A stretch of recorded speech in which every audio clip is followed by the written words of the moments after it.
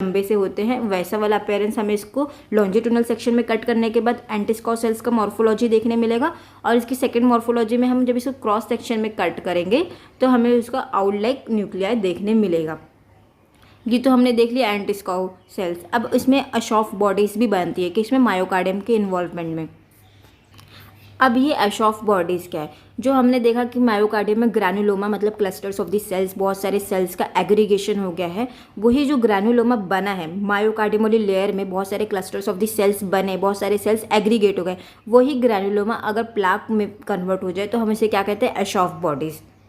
तो क्या multiple टिनी granulomatous plaque है, जो किससे फॉर्म्ड होते हैं, which are formed and situated next to the small arteries. Small arteries के अराउंड में ये सिचुएटेड होते हैं, not next to the small arteries seen in the myocardium mainly. Myocardium की लेयर में जितनी भी स्मॉल आर्टरीज है उसके अराउंड में ग्रैनुलोमेटस प्लाक जो बन जाता है, हम उसे अशॉफ बॉडीज बोलते हैं। कभी कभी हमें ये एंडोकार्डियम वाली लेयर में भी देखने मिलेगा। तो जैसे इसका ये देख लेते हैं डायग्राम, ये अशॉफ बॉडीज़ है जो इसकी मार्जिन है, इसके अंदर बहुत सारे सेल्स है, ग्रैनुलोमा बना है और उस ग्रैनुलोमा का प्लाक फॉर्मेशन हो गया, उसे ही हम अशॉफ बॉडी कह रहे हैं। उसमें क्या क्या प्लाज्मा सेल्स है, हिस्टियोसाइट सेल है, लिम्फोसाइट, बहुत सारे मायोफाइबर्स है, ये सब मिलकर एक ग्रैनुलोमा बना दिए और ये ग्रैनुलोमा प्लाक में कन्वर्ट होकर अशॉफ बॉडी बना दिए। तो ये हमें मेनली जो मायोकार्डियम की लेयर की स्मॉल आर्टरीज के अराउंड ऐसे प्लाक देखने मिलते हैं और कभी कभी एंडोकार्डियम में भी हमें देखने मिलते हैं।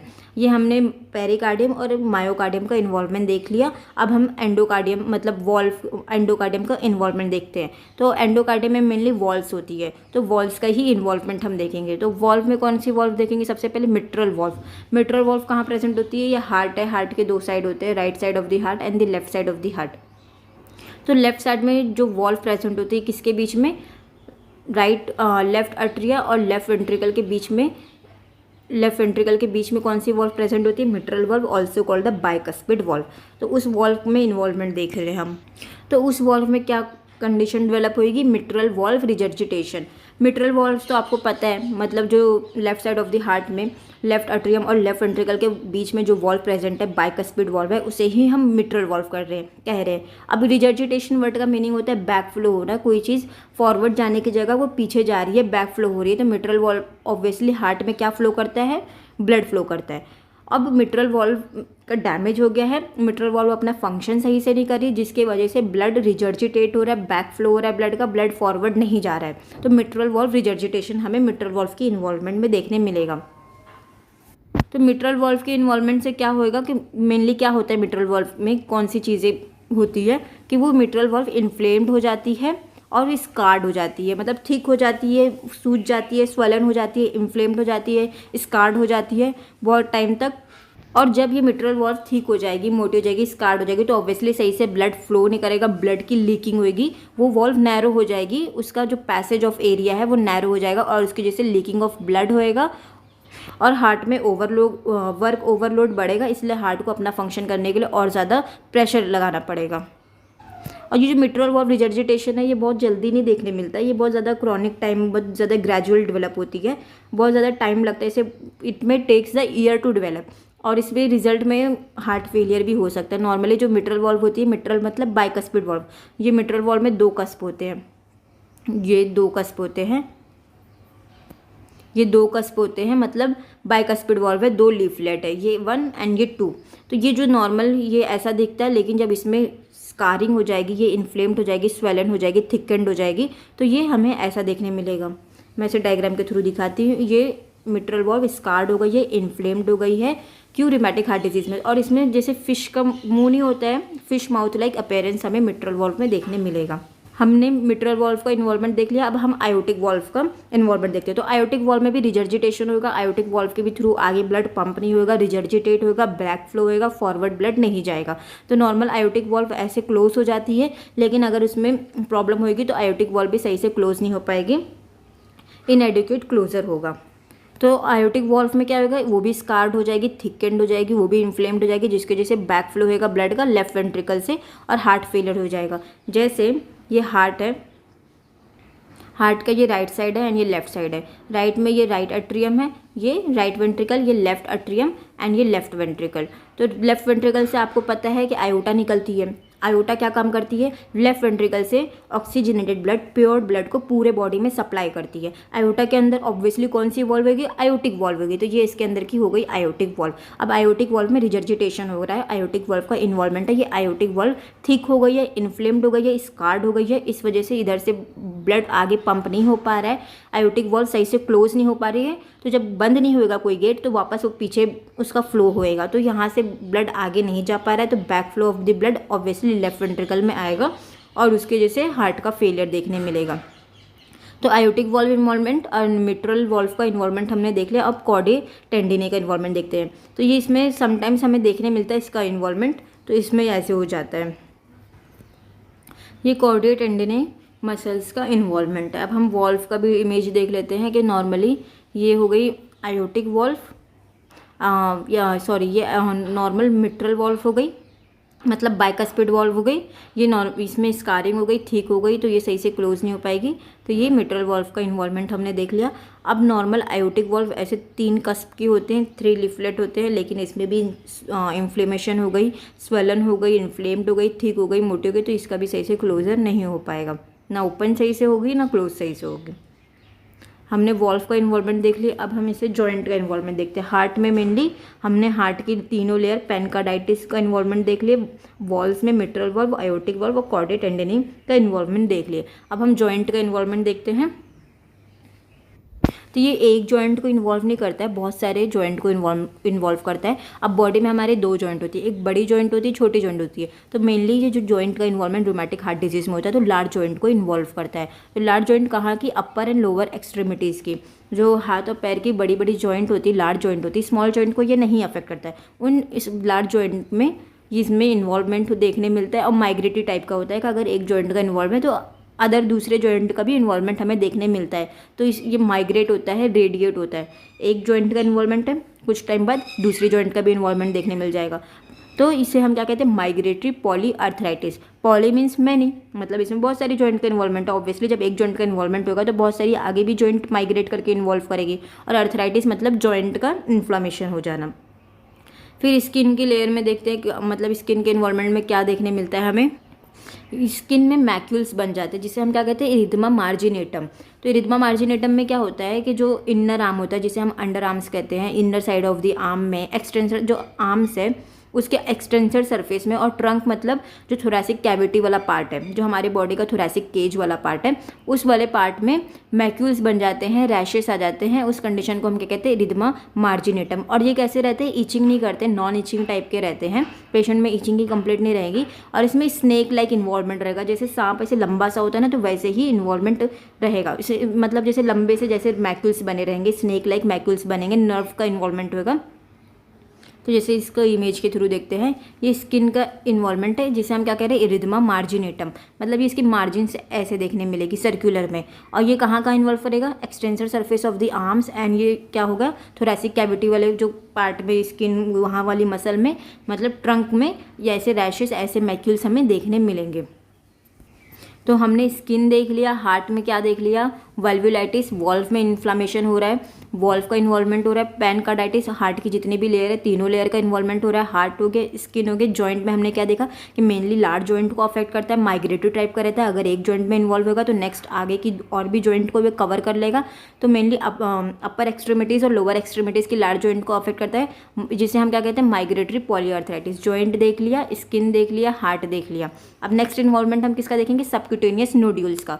इसमें क्या होता है, जो एंटीजन एंटीबॉडी कॉम्प्लेक्स हमारे बॉडी में बना था। सबसे पहले मैंने क्या बोली थी, बैक्टीरिया एंटर किया था। बैक्टीरिया एंटर करने के बाद हमारे बॉडी में वो क्या है, एंटीजन है। तो एंटीजन के अगेंस्ट हमारी बॉडी क्या बनाई, इम्यूनिटी को एक्टिवेट करके एंटीबॉडी बनाई। तो उस एंटीजन और एंटीबॉडी का कॉम्प्लेक्स बना, तो वो अंदर बॉडी में डिपॉजिट हो जाता है, और उसे हम क्या कहते हैं, सबक्यूटेनियस नोड्यूल्स। जो कैसा रहता है, पी साइज़ का रहता है, मटर की साइज़ का रहता है, नॉन टेंडर रहता है। मतलब उससे जब हम टच करेंगे तो पेन नहीं होगा पेशेंट को, नॉन टेंडर रहता है। और हमें कहाँ कहाँ देखने मिलेगा, इसका लोकेशन देखते हैं। सबक्यूटेनियस नोड्यूल का हैंड में, फीट में, एल्बो और ऑसिक्यूट रीजन में। तो नोड्यूल समझ लिए, नोड्यूल कुछ नहीं है, जो एंटीजन एंटीबॉडी कॉम्प्लेक्स हमारी बॉडी में बना है वो डिपॉजिट हो गया है, और वो पी साइज़ का रहता है, मटर के इतना रहता है, और नॉन टेंडर रहता है, टच करने पे पेन नहीं होगा। और इसका लोकेशन क्या है, हैंड, फीट एंड एल्बो, ऑसिक्यूट। अब हम इसका भी देख लेते हैं इमेज के थ्रू। ये हो गई सबक्यूटेनियस नोड्यूल्स। ये क्या है, ये सबक्यूटेनियस नोड्यूल है, नॉन टेंडर है और ये एंटीजन एंटीबॉडी कॉम्प्लेक्स का फॉर्मेशन है, डिपोजिशन है। ये कहाँ हमें देखने मिला है, हैंड्स में देखने मिला। ये भी इन्वॉल्वमेंट हो गया। नेक्स्ट इन्वॉल्वमेंट देखते हैं हम ब्रेन का। ब्रेन के कौन से मतलब किस पार्ट को इन्वॉल्व करेगा, पूरे पैरेन्काइमा, ब्रेन के पैरेन्काइमा को इन्वॉल्व करेगा, जिसके जैसे इनवॉलेंट्री कॉन्ट्रैक्शन होगी बॉडी में से, मतलब बॉडी ऑटोमेटिक इनवॉलेंट्री कॉन्ट्रैक्ट करेगी, जिसे हम क्या कहते हैं, कोरिया कहते हैं। वाइटस डांस भी इसे कहते हैं एंड सिंडेन हम कोरिया भी कहते हैं। मतलब इनवॉलेंट्री जो बॉडी में जर्किंग होती है, कॉन्ट्रैक्शन होता है, उस मतलब वो हमें कोरिया देखने मिलता है बॉडी में ब्रेन के इन्वॉल्वमेंट की वजह से, क्योंकि पूरा ब्रेन का पैरेन्काइमा इन्वॉल्व है, तो ऑब्वियसली वाइटस डांस की कंडीशन हमें देखने मिलेगी।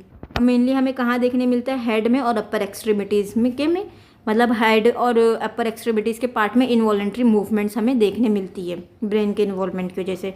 तो हम इसमें देख लेते हैं CNS में 1 से 8 मंथ मतलब इन्फेक्शन हुआ स्ट्रेप थ्रोट का, उस इन्फेक्शन के 1 से 8 महीने बाद हमें CNS का इन्वॉल्वमेंट देखने मिलेगा, जिसे मतलब इन्वॉलेंट्री जर्की मूवमेंट, ये ऐसे मतलब इन्वॉलेंट्री मूवमेंट हमें हैंड में देखने मिल रही है, अपर एक्सट्रीमिटीज़ और हेड में, जिसे हम क्या कहते हैं, सीडेनहम कोरिया, जर्किंग और फ्लिंचिंग टाइप का मूवमेंट होता है।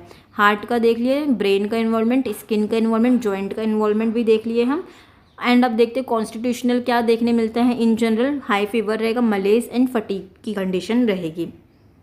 तो अर्ली इन्वॉल्वमेंट में हमें क्या क्या मिलेगा, पॉलीआर्थराइटिस, कार्डाइटिस, इरिथमा मार्जिनेटम। और लेटर स्टेजेस में, लेट इन्वॉल्वमेंट में हमें subcutaneous nodules and Korea and stage में हमें देखने मिलेगा, लेटर में देखने मिलेगा। साइन एंड सिम्टम्स में क्या होगा, डिफिकल्टी इन ब्रीदिंग होगी, चेस्ट में पेन होगा, ऑब्वियसली हार्ट का इन्वॉल्वमेंट है तो चेस्ट पेन रहेगा। एडेमा किसका रहेगा, फीट एंड एंकल्स का, हार्ट का इन्वॉल्वमेंट है, वॉल्स का इन्वॉल्वमेंट है, वॉल से इसे ब्लड आगे पंप नहीं कर पा रही है तो ब्लड की स्टासिस होने लगेगी, ब्लड से इसे पंप नहीं होने लगेगा तो ब्लड अक्यूमुलेट होने लगेगा, तो ब्लड कहाँ जमा होएगा, हैंड एंड एंकल, फीट और एंकल्स में जमा होने लगेगा, तो वहाँ स्वेलिंग हमें देखने मिलेगी। Mainly non beating type of oedema heart के इन्वॉल्वमेंट से हमें देखने मिलता है। हार्ट में एबनॉर्मल साउंड सुनाई देंगे, हार्ट मरमर सुनाई देंगे, रोमैटिक फीवर भी मतलब पहले पास हिस्ट्री में मिलेगा। जॉइंट पेन भी देखने मिलेगा, क्योंकि जॉइंट का भी इन्वॉल्वमेंट है। माइग्रेटरी पॉलीआर्थराइटिस भी हमें देखने मिल रही है, तो जॉइंट का भी इन्वॉल्वमेंट देखने मिलेगा। जॉइंट में भी पेन रहेगा, स्वेलिंग रहेगी, अर्थराइटिस रहेगा, फीवर, मलेज ये सब तो रहेगा, पॉलीआर्थरालजिया भी रहेगा, बहुत सारे मसल्स में पेन भी रहेगा। डायग्नोस्टिक इवैल्यूएशन के लिए हम पूरा पास हिस्ट्री कलेक्ट करेंगे पेशेंट से कि आपको कभी 1 साल पहले, 10 साल पहले कभी भी आपको स्ट्रेप थ्रोट की इन्फेक्शन होती थी, बार बार आपको बैक्टीरियल इन्फेक्शन हुआ था, आपको रिमेटिक फीवर मतलब बहुत पहले आपको फीवर आते थे, तो पूरा पास हिस्ट्री पेशेंट से कलेक्ट करना है, फिजिकल एग्जामिनेशन करना है। ऑब्वियसली हार्ट का इन्वॉल्वमेंट है, बहुत सारे मतलब मल्टी सिस्टम का इन्वॉल्वमेंट है, तो हम अलग अलग सिस्टम को, कार्डियोवास्कुलर सिस्टम का एग्जामिनेशन करेंगे, हमें ऑस्कल्टेट करते टाइम एबनॉर्मल मरमर सुनाई देंगे, ये सब हमें एग्जामिन करना है पेशेंट को।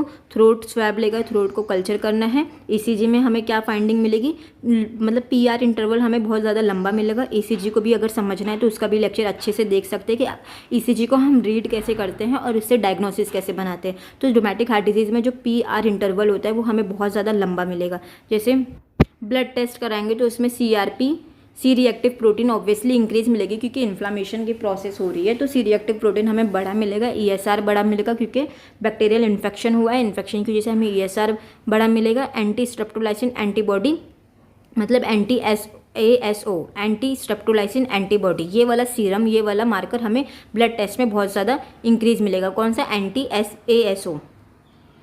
अब इसे हम डायग्नोज करने के लिए एक क्राइटेरिया फॉलो करते हैं, जिसे हम क्या कहते हैं, जॉन्स क्राइटेरिया। इसे किसने दिया था, डॉक्टर T डकलेट जॉन्स ने दिया था, 1965 में दिया था। तो इस क्राइटेरिया के थ्रू हम रूमेटिक हार्ट डिजीज़ को डायग्नोज कर सकते हैं कि हाँ ये कंफर्म है कि इन पेशेंट को रूमेटिक हार्ट डिजीज़ ही है। तो इन्होंने 2 क्राइटेरिया दिया था, major criteria and minor criteria.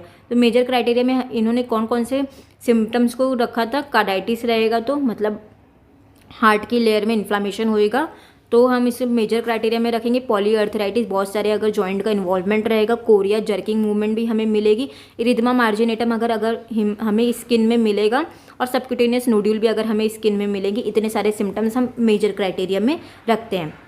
Minor criteria में हम नॉर्मली फीवर रखेंगे, पॉलीआर्थरालजिया, बहुत सारे मसल्स में अगर पेशेंट पेन देगा, फटीग, मलेज, फीवर, ये सब कंडीशन देगा। अगर हम ECG करा रहे हैं, सॉरी ESR ब्लड टेस्ट करा रहे हैं, तो अगर हमें ESR बढ़ा हुआ मिल रहा है तो हम इसे माइनर क्राइटेरिया में रखेंगे। ल्यूकोसाइटोसिस WBC का काउंट बड़ा मिल रहा है, ECG में अगर प्रोलॉन्ग्ड PR इंटरवल मिल रहे हैं तो हम ये सब फाइंडिंग्स को माइनर क्राइटेरिया में रखेंगे। तो जॉन्स क्राइटेरिया के उसमें हमें मेजर क्राइटेरिया, मेजर सिम्टम्स कौन कौन से होते हैं और माइनर सिम्टम्स जो डायग्नोस्टिक इवैल्यूएशन के थ्रू हमें जो फाइंडिंग्स मिली है उसके थ्रू हम माइनर क्राइटेरिया में क्या क्या रख रहे हैं ये याद रहना है।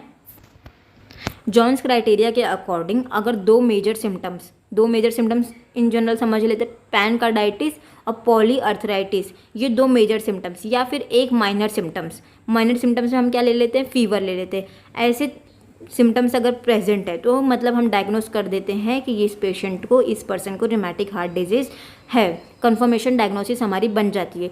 इस इतने सारे मेजर सिम्टम्स में से, इतने सारे मेजर क्राइटेरिया में से अगर दो मेजर क्राइटेरिया प्रेजेंट है और इतने सारे माइनर में से अगर कोई एक माइनर क्राइटेरिया प्रेजेंट है किसी पर्सन में, तो वो डायग्नोस हो जाता है कि पर्सन को रूमेटिक हार्ट डिजीज़ है। ट्रीटमेंट में ऑब्वियसली इन्फेक्शन हुआ है तो एंटीबायोटिक्स देंगे।